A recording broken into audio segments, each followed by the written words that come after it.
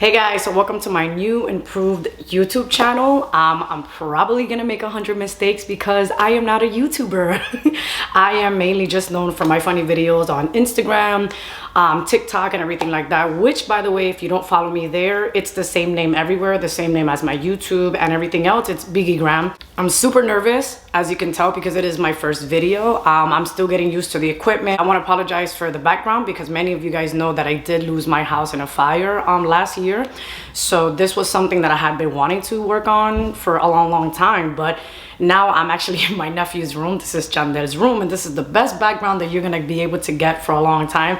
It's either this or I'm never gonna do my channel, and I don't want to keep putting excuses like, well, I can't do it because of this, I can't do it because of that. It's just like, listen, let's just get the ball rolling, have some race car stuff in the background, or never do it at all. Just bear with me, and hopefully within time the quality of everything gets a lot better. And even if it's gonna look the way it looks, it's still gonna be better than everything else that I have posted on here, which is off my Snapchat and my Instagram, which is where I originally do all my story times anyway. So I decided to bring it on here because I feel like I would like to have a channel with all those crazy stories and events. So if you have any story requests, just drop them down below or reach out to me on any of my other social media stuff. So let's get to it. This story is actually, I got requested this story a while back because of people know my background. So it's like one of these topics that everybody always wants to know about. If you don't know, I was actually raised Pentecostal and I no longer go to church. I mean, I love God, I still love the church, I still love the faith. And I am a believer. It's just because I'm gay, I chose to kind of, just kind of take a step back and just kind of like, well, I know that I'm gay, let me see how this goes along.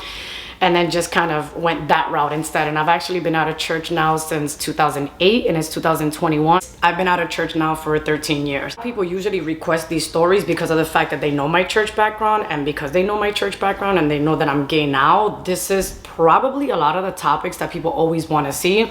And I got you guys. I got so many of these stories. So if you want to keep seeing stuff like this, let me know. Somebody asked me what has been the best experience that I actually had with church as far as me coming out the closet or someone finding out that I was gay. Like, how did they react to it? Was it good? Was it bad? What's going on? And I think that if you guys have followed me throughout the years, I always give you guys the good, the bad, and the ugly. If it was a bad experience, I'm gonna tell you it was a bad experience. But this is my experience. This is an experience that actually marked my life. And I don't think the people in the story even know that they marked my life. So I think that once they hear this story, they're gonna be like, oh my God, I had no idea that we impacted B that way. This story actually happened in a campamento. If you're brought up Pentecostal or you go to church or anything like that we always had un campamento. So we did that like for a long time. And I wanna say this is a long time ago, so I don't remember how old I was. I had to be either 17 or 18 when all of this happened. I wanna say that it was most likely between those two ages right there. I'm 38 now, so I have to really go back in time and try to remember all this stuff. So anyways, but that's just how old I was. I knew that I was gay. I was still coming into terms with it. I was still going to church and everything like that, which is why I was at the campamento. But anyway, era un campamento de jóvenes. Entonces, pues nada, I had a really good friend in church, and we're gonna call her Susie. If you see all my stories, Susie is the main character. Esa es la protagonista de todas las historias mías. I just go with that name just because even though this is gonna be a good story, I still wanna respect the people from the story, and I don't wanna give off any names. So we're just gonna call her Susie. So my really good friend Susie and I, we were in the campamento. We were like going up and down. We were always together or whatever the case. And you guys know that if you're in a church campamento, there's always a lot of churches that actually go to those camps. So we were Iglesia Madre, we were like the main church.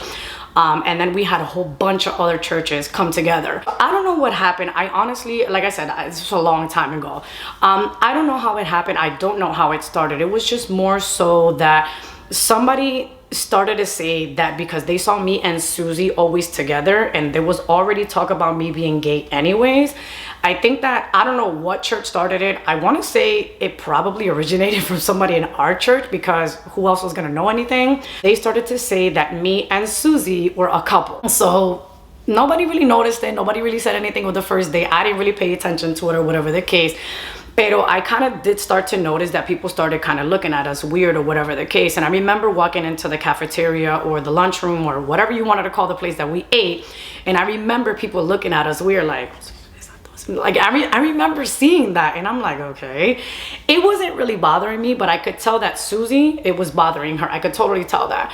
And then at one point I even asked her, I was like, hey, are you okay? And she's like, I don't like that people are saying this about us. And I'm like, oh, okay. So it actually got to the point that she didn't even want to talk to me. Like, she kind of just wanted like space from me. And I'm like, wow, this is like really bothering her. Then Susie's big sister came to me and she's like, we're gonna call her Big Susie. So Big Susie came to me. She's like, mira, ¿qué le pasa a mi hermana? Like, what's going on with her? And I'm like, I mean, should I tell her? Should I not tell her? So then I was like, let me just tell her what's going on, because that is her sister and I kind of want her, you know, to know what's going on. So I told her, and I'm like, I was like, oh yeah, well, I think there's like rumors going around, like me and her together or something like that. I didn't really get into detail, pero como que le di a entender lo que estaba pasando. And then I have gone to church with this girl for years. I have never seen this girl act this way. And I'm just like, wow, lo que es ser una hermana, like una hermana mayor. She's like, oh my God, are you serious? I'm gonna call my parents. And she went. Oh, Big Susie wasn't playing. She went, she called her parents, and this camp was like, it was pretty far. It was like a 2-hour drive, I remember. And I mean, I think before 3 hours, all of a sudden Susie's parents were there. And I'm like, yo, Big Susie did not play. Like, her mom and dad are here. And, you know, at the end of the day, whether you go to church or don't go to church, you know, you're a mother, you know what I mean? And her parents came like to, you know, defender la hija, like, what's going on? What are people saying about my daughter? Because this is why I'm here. And then, so our church, consejera de jóvenes, our youth counselor, went and she spoke to her. So all I remember is that I was with Susie, and then like I was scared because her mom was there. I mean, this is a lady's house that I go over. I slept over. I hung out with Susie all the time. So I was just like, what is Susie's mom gonna say when she finds out that I'm gay, you know, or when she hears this rumor, or what am I gonna tell her? So I hadn't really decided what I was gonna tell her. I was just like, well, let me let the youth counselor talk to her, and let me see what's gonna happen. And then, you know, she's probably gonna interview me and ask me what's going on, and I'm just gonna be like, oh yeah, están diciendo unos rumores, blah, blah, blah. I didn't think anything of it. I had no idea that while I was over here with Susie, I didn't know that La Consejera de Jóvenes was actually telling Susie's mom, oh, but Biggie's gay. Biggie has told me that she likes girls. I did not know that until Susie's mom, we're gonna call Susie's mom Hermana Carmen, because everybody from church, I just always, if you guys follow my videos, my church mom character is always Hermana Carmen. So we're just gonna call her mom Hermana Carmen. So I see Hermana Carmen over there, and then I see the consejera de jóvenes walking to me, and she's like, mira, bueno, yo hablé con la mamá de Susie y yo le conté a ella lo que estaba pasando. And I'm like, okay. And then she's like, y pues yo le conté que pues que ya tú me habías dicho a mí que a ti te gustaban las mujeres. When I tell you that, I'm sorry guys, I don't know how to put subtitles on this, so I'm just gonna translate. She basically told me that she told Susie's mom, well, I already told her about you, and I told her that you've confessed to me that you like women. I'm like, guys, when I tell you, as I'm saying the story and I'm reliving this, I wanted to die. I'm like, why did the consejera de jóvenes tell her that? I just felt like, even at this age, I'm trying to figure out why she would tell her that. And I don't want to say like, well, she had, you know, like she probably had good intentions. Like, well, let me, you know, soften this up and let me kind of tell her what this is. But I'm like, why did she have to tell her that I was gay?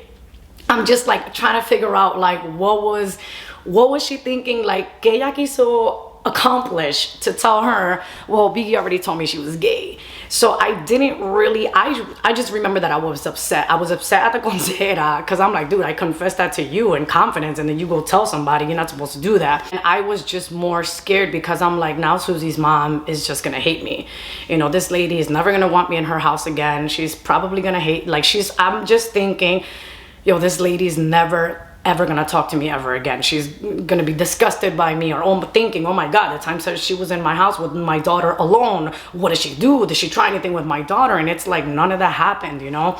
So I was just like in a moment where, you know, I'm 17, I'm 18, just una mocosa, how we say, you know, I was very, very young. And I was just very worried because, you know, at the end of the day, even though, you know, Christian people are good people and they're kind-hearted and everything like that, at the end of the day, you know, Christians are taught that, you know, the gay is wrong, and you know, it's always going to be a man and a woman with a man, and, you know, and two men or two women are never good. So you want, you know, we assume the worst when a Christian person finds out about you that you're gay. It's kind of like, you know, she's gonna condemn you, I just thought all these bad things. Pero nada, Susie's mom actually walks up to me, and while she's walking up to me, I was crying because I was just like, oh my God, this lady's gonna hate me. And, you know, like I had just all these bad thoughts, and I'm just like, that's it. Well, she's probably gonna tell me never to talk to her daughter, never, you know, and I just expected the worst. But nada, when Susie's mom got up to me, she's like, ven acá. And I'm like, oh my God, I'm gonna die. No, she actually hugged me. She hugged me, and she hugged me so tight. And she's like, a mí no me importa. We don't care about that stuff. And she's like, nosotros te queremos mucho y no te preocupes. And I'm like, what? Like, I couldn't believe that she didn't care that I was gay. And I mean that in a good way. Like, she just wasn't worried about that. Or maybe she was just relieved. Like, oh, okay, well, thank God my daughter's not gay. I'm kidding. Or maybe not, I don't know. But I remember her hugging me and just making sure that I was okay, and like really reassuring me, like, listen, we don't care about that stuff. Like, they can spread the rumors around this campamento. At the end of the day, you know, we love you and we care about you. And she's like, you still can come to my house whenever you want. And I'm like, oh, okay. I mean, I was crying when she was telling me that. Then Big Susie was there, and then Big Susie comes to me, and then she hugs me because then she found out. And then Susie's dad I'm like, oh my God, because I always felt that Susie's dad never liked me for whatever reason. Like, he was always like such a serious guy. So I'm like, oh my God, cuando se entere el papá de ella, like, he is going to flip, because he just seemed like one of those real strict dads. And I don't know, like every now and then he would say things to me that I would always be like, I think, and I would tell Susan, I was like, I think your dad hates me. But no, he actually came up to me, and I was still crying, like really, really crying. I was crying, like I was so worried. I was panicked. I had never gone through this before. I was like, what is she gonna think? What is she gonna say? Pero nada, Susie's dad came to me, and he was looking real serious. He's like, and I'm like, oh my God, ¿qué me va a decir este hombre? So I was worried about him too. No, he actually looks at me, and I was crying, and he's like, las nenas lindas no lloran. And I'm like, what? Like, I was like, what is going on here? So anyways, he was just like, listen, we don't care about that stuff. He's like, a nosotros no nos importa. He's like, ven aquí, nosotros te queremos mucho. And then he hugs me too. So essentially, like, I was pretty much welcomed by the whole family after everything. Like, nobody really cared. Nobody was worried. Nobody was like, oh, but mira, she's not invited to the house anymore. Let's talk to her parents. No, it was none of that stuff. Everybody bregó bien. And that's probably, I mean, I was very young, and that was like one of the first times that like About Me started coming out to the church. And that was the first experience, and it was nice. Like, it wasn't what everyone thinks. It wasn't a bad experience. And believe it or not, even after all these years, I'm very well accepted by the church. When I go over, I mean, like, and it's a lot of hugs, and I think they're just happy that I'm in church. You know, they're just like, listen, forget about her lifestyle right now. The fact that she's in the house of God, like, Dios puede hacer milagros mientras ella esté aquí. Versus, I have a lot of other friends that are gay that they're like, listen, that's not, you know, when I go to a church, it's not like that. I'm not welcomed. I have people look at me weird, etc., etc. And that's kind of why I like to do these stories, because I want to show the gay community that there are good church people. Anyway, so that is my first YouTube story. I'm so sorry if this kept coming in and out, in and out. I'm still getting to know how to work this equipment. But if you would like to hear more stories like this or anything like that, definitely reach out to me. I keep everything under one name. So my YouTube, Instagram, TikTok is all just Biggie Graham. So that's it, guys. Thank you so much. So the moral of the story is that not every church person is bad. Like I said, at the end of the day, yes, I will call a spade a spade. There are some church people that I'm like, ay Dios, you need Jesus. okay? But at the end of the day, there are Christian people are very, very, the good ones, the real good, you know, and she de verdad demostró el amor de Dios, you know what I mean? And I know a lot of church people like that, just like I know some church people that I'm like, okay, God, you're gonna have to do something about this guy over here. But at the end of the day, I do feel that there are a lot more good church people than there are bad. And I like to make videos like this because I like to show people that not every gay person has a bad experience growing up in church or being part of the church, just because I know that a lot of you will reach out to me and tell me, oh, well, my first time in church wasn't like that. When I came out, it was this and this and that, and it was toxic and it was this. And yo, I'm here for it. Let me know, because we can talk about that too. And at least from my experience, I've had a lot better experience with church people than a lot of my personal friends. That's it for my first story time with better quality. Hopefully I can get better at this. Don't forget to subscribe if there's something that you like. If you're new to my channel, don't forget to subscribe, hit that like button, bell notifications. I don't know, I'll learn all this YouTube lingo later on. But anyways, guys, thank you for spending some time with me. And pues nada, you guys have a good one, okay? Bye.